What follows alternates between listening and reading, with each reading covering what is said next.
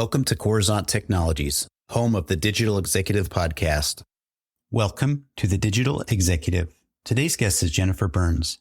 Jennifer Burns, the Director of Public Relations and Communications at Bright Data, is an innovative and strategic communicator with 2 decades of experience in public relations, media partnerships, and a multitude of media platforms. Jennifer's career spans leadership positions in newsrooms as a journalist to designing pivotal media strategies and establishing robust communications for global companies in tech. She brings a research-intensive and data-driven approach with a clear return on investment.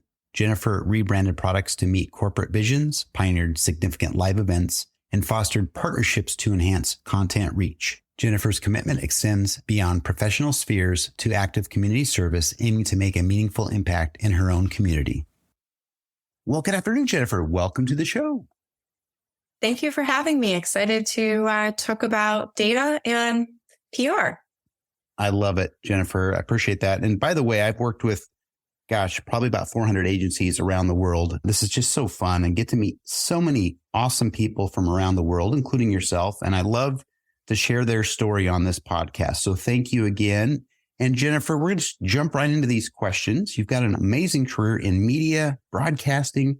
You're a reporter, executive producer, a senior executive, now the director of PR and communications at Bright Data. Could you share with our audience the secret to your career growth and what inspires you? Sure. So my career started in journalism. That was really my first love. And when I was working in journalism, I set many mini goals and long-term goals. And so I always knew what I wanted to have as my next move. Once I reached my long-term goal of getting to a top 10 market, I really was a little bit burnt out, needed to take a step back. So when I did that, I started building my PR career. And I did that by reaching out to small businesses, working with them, getting some small projects. And eventually I got a couple of larger projects that really laid the foundation to get where I am today. So I had to take a step back from where I was in my career to be able to move forward, which I feel like is very important because it put me in a place that I absolutely love today. And that said, there's something else about that. Now as a hiring manager, when I look at resumes and I don't see a straight path to the position that I'm hiring for, I take into account that all of that experience that this person has prior to this a job that they're applying for is relevant because it brings something to the table that maybe we don't have on the team. And so it's good to have different experiences and something to keep in mind if somebody's ever looking to make a sort of change in their career.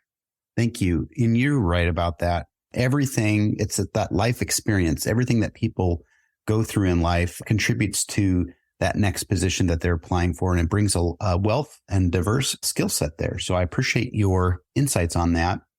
And Jennifer, working for the world's largest data collection platform, which you're working at, Bright Data, is both exciting and challenging, yet rewarding. Can you walk us through a day in the life of a director of PR and communications? Sure. So it's never the same. We'll start with that. But there is something that I do start my day off with, no matter what. When I wake up, I immediately start combing through news. So I'm looking at company news. I'm trying to see who's talking about us, how they're talking about us, and what they're saying. And then I repeat the same thing with competitors. So I learn what's happening in their world.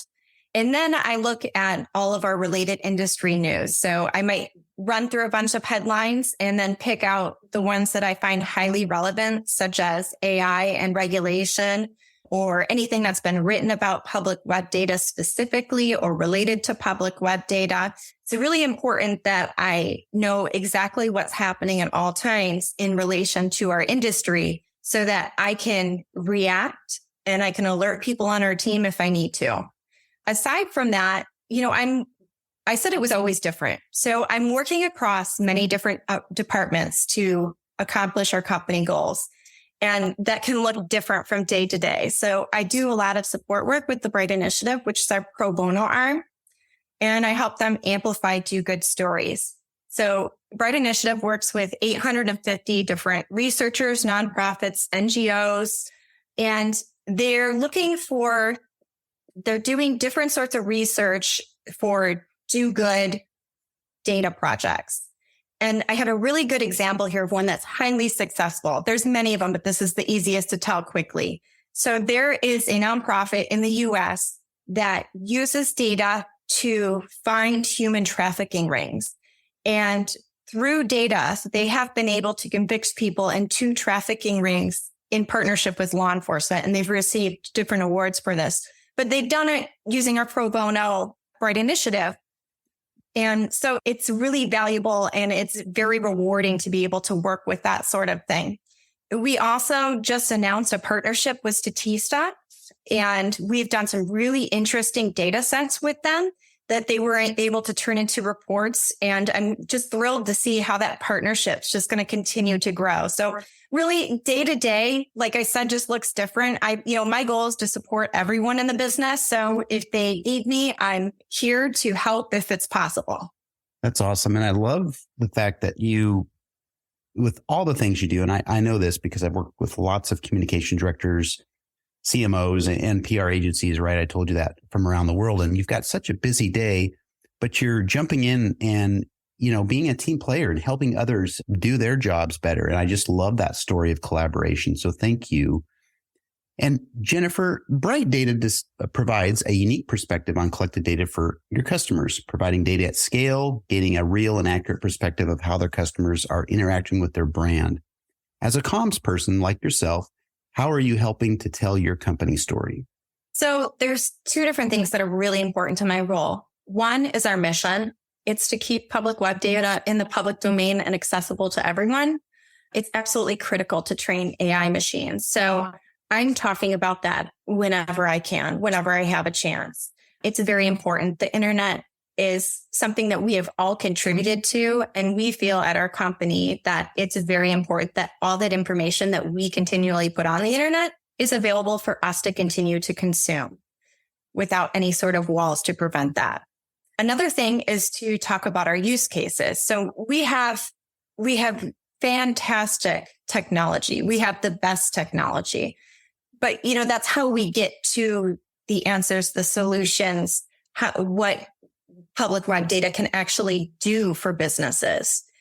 We have 21,000 customers, and our best use cases are ones that are public, and for good reason, because it's their competitive information that they use that has made them number one. They don't want their competitors learning how they, figure certain things out or why they've made decisions to do something a certain way. So unfortunately, we can't talk about those directly in the public, but what we can do is create use cases. So I did recently use one as a mirror to get to a report that I commissioned.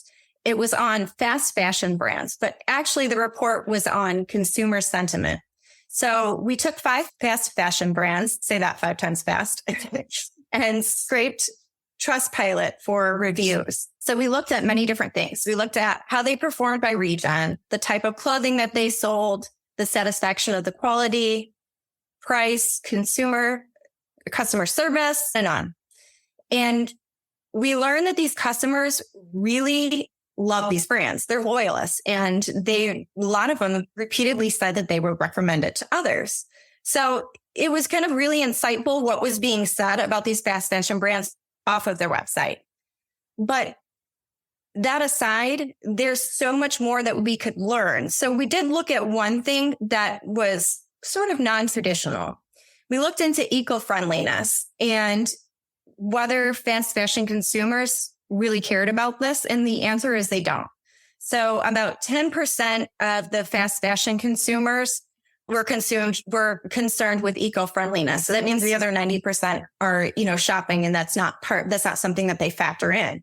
But we looked at some other reports as well. The UN says fast fashion is the second largest consumer of water and contributes to 10% of global emissions. And then there's another report that just came out from the US that says 55% of consumers would spend more on eco-friendly items. So from that, you could say that if fast fashion companies were to implement some eco-friendly initiatives, they may be able to gain more customers in the US. But the point here is maybe that isn't for the fast fashion industry to take on now. But the point is that if you know what you're looking for, or you have a question that you want to ask, You just need to look for the data that can give you the answer. And there's probably many more questions that we can answer that would help businesses learn where they can grow and how they can become better. And that's just one really great example of it. Thank you. That's awesome. Love that. We talk about analytics and how we can improve that customer experience, in some cases real time, right? So I appreciate you diving in to make it a better experience and learning more about your consumers. That's an awesome thing that you did as far as research, Jennifer. And Jennifer, last question of the day. We are a tech platform, publication, podcast. We always ask all our guests if they're leveraging any of that new or emerging technology in your business. And if you're not, have you found maybe a cool tool or app that you could share with us today? Sure. So I use several different apps in PR, but there's one that I currently is my favorite and I'm using it a lot. It's Muckrack. And if you're in PR communications, you're probably familiar with this one. It's extremely user friendly and it's kind of like an all-in-one tool. So instead of having 3 different platforms to work on, you can be in one, just doing all of, most of your work for the day. I love it. Muckrack is something that I use as well, believe it or not, in the business that we do. So love to share on that. Technology is just an integral part of our lives now.